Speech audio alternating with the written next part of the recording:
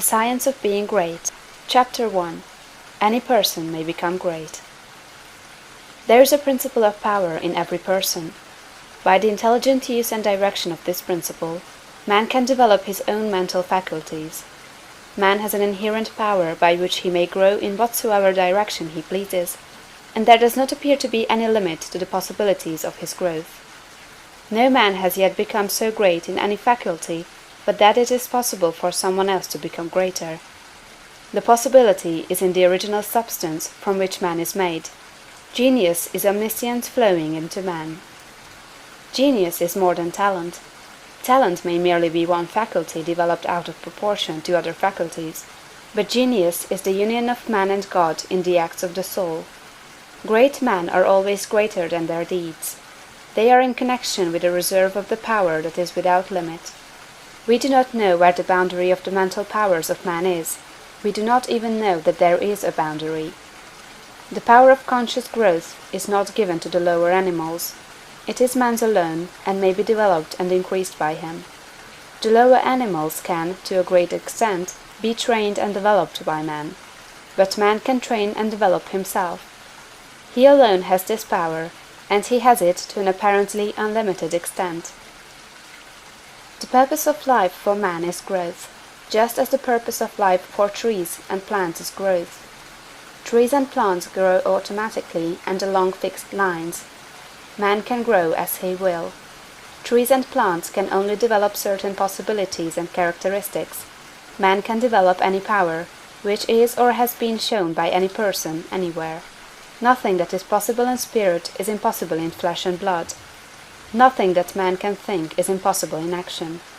Nothing that man can imagine is impossible of realization. Man is formed for growth, and he is under the necessity of growing. It is essential to his happiness that he should continuously advance. Life without progress becomes unendurable, and the person who ceases from growth must either become imbecile or insane.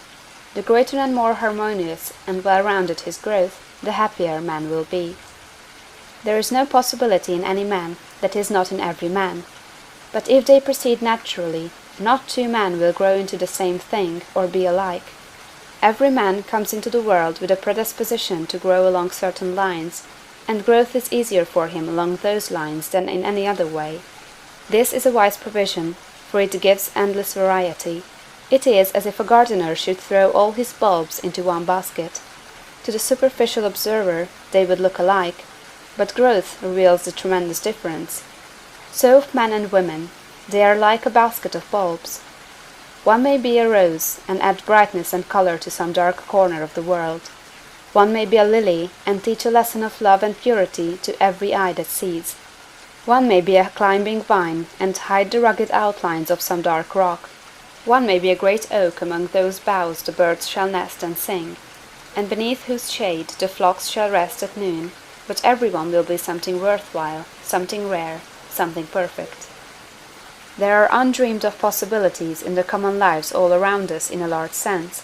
There are no common people.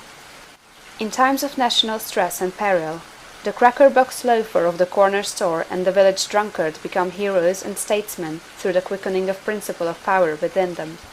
There is a genius in every man and woman, waiting to be brought forth. Every village has its great man or woman, someone to whom all go for advice in time of trouble, someone who is instinctively recognized as being great in wisdom and insight. To such a one, the minds of the whole community turn in times of local crisis. He is tacitly recognized as being great. He does small things in a great way.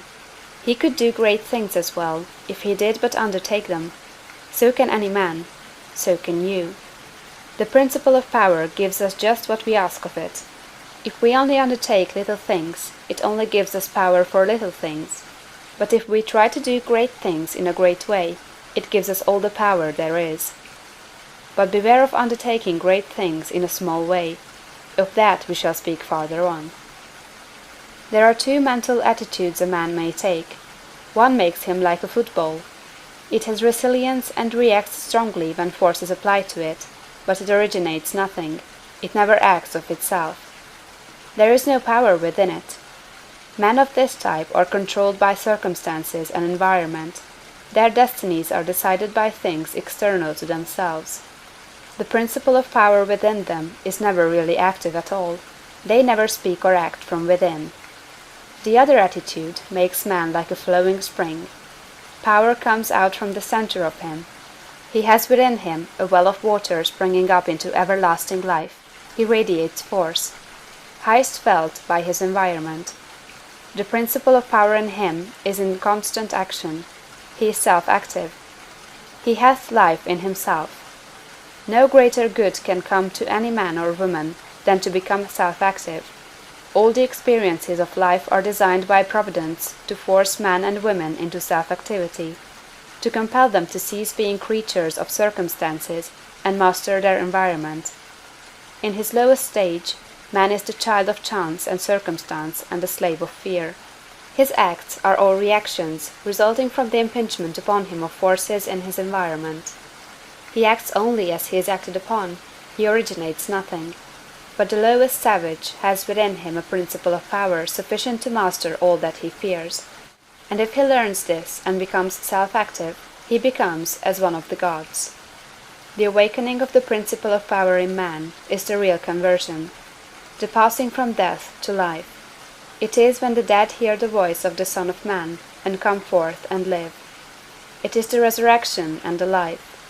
When it is awakened, man becomes a son of the highest, and all power is given to him in heaven and on earth. Nothing was ever in any man that is not in you. No man ever made more spiritual or mental power than you can attain, or did greater things than you can accomplish. You can become what you want to be.